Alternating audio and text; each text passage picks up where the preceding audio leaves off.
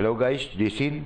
Pag-usapan naman natin ang BIR box, no, sa impeachment trial ni Vice President Sara Duterte.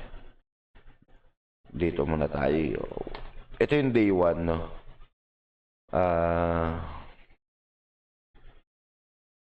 Balik ko lang muna konti. Kaya na-open ko yung topic na yan. What is the pleasure of Senator Judge Villanueva? Yes, Mr. President, considering that we have been tackling and asking of pieces of evidence, I think there's a lot of questions with regard to the mahiwagang BIR box, Mr. President. Yung clarification lang po, where is it now and when are we going to transfer it to the Bureau of Internal Revenue? It is Yon. Kaya sinama ko to sa topic natin ng impeachment trial day 1 dahil ito nga yung sinabi ni Villanueva na kung nasaan na yung BIR box and kung kailan isusole, no? Kasi yung sa Committee of Justice ng Lower House, no? Bigyan ko lang kayo ng konting backtrack.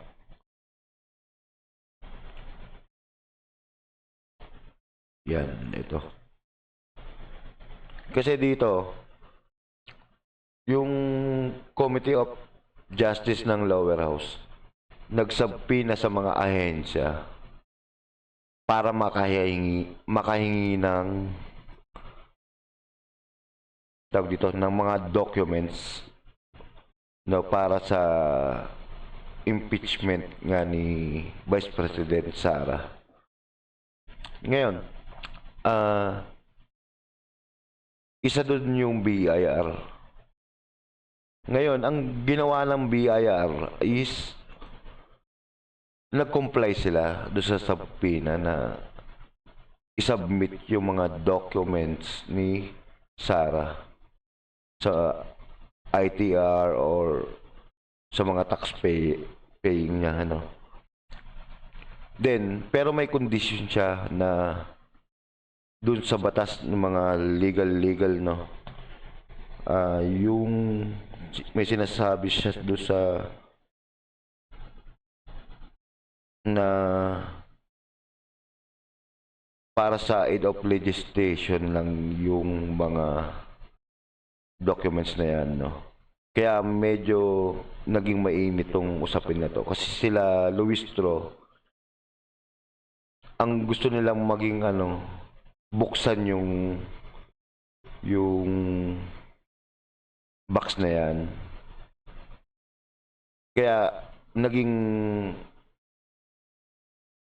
mahaba yung discussion nila dyan na bakit kung sinabit nyo pa pero hindi pala bubuksan, no. Then yung sa akin lang din, kung bakit binigay din yan, no. Kasi dapat kung subpoena dapat letterback na lang din yung BIR, no, na ma'am or House of Representative, para saan po gagamitin sa aid of legislation? Kasi parang confused siya dito sa nangyari. Hindi ko alam kung confused siya, pero alam niyang impeachment trial to, no? Wait lang. Regarding sa impeachment trial to, kaya medyo lang ako doon na bakit sinabmit pa, no? Dapat tag-letter na lang muna sila, 'di ba, na i-confirm ba nila kung sa age of legislation ba to or dito sa sinasabi ni Dilima na special, 'di ba? no? Kaya medyo risk din to. Risk to din sa impeachment. Ngayon, kaya ko din tinatakil to. Kasi gusto din natin na maging maayos yung proseso ng impeachment trial, no? Kasi alam ko merong parang pinail na ano sila Sara, yung grupo nila Sara regarding dyan sa BIR box sa Supreme Court, no? Kaya yun, tama lang din yung ano, yung ginawa nila Sara kasi ano yan, dapat merong sagot yung Supreme Court para malinaw, no? Then yung naging final decision nila diyan, yung alam ko nagbotohan sila diyan na iiwan tong box na to pero hindi nakasil pa rin, iiwan. Ngayon isasubmit nila to sa Senado na magiging impeachment trial court, no? Kaya ako inopen to, no? Parang binigay naman ng lower house sa Senate yung bola. O sa inyo na yan. Bala kayo dyan kung anong desisyon nyo dyan. Parang ganun nangyari. Ngayon, kaya dito ako na ano kay Cheese na talagang fair siya, no? Kaya nung unang kong video, sinabi ko na fair siya kasi napanood ko naman na yung day 1 kaya nagkaroon ako ng topic. Ito.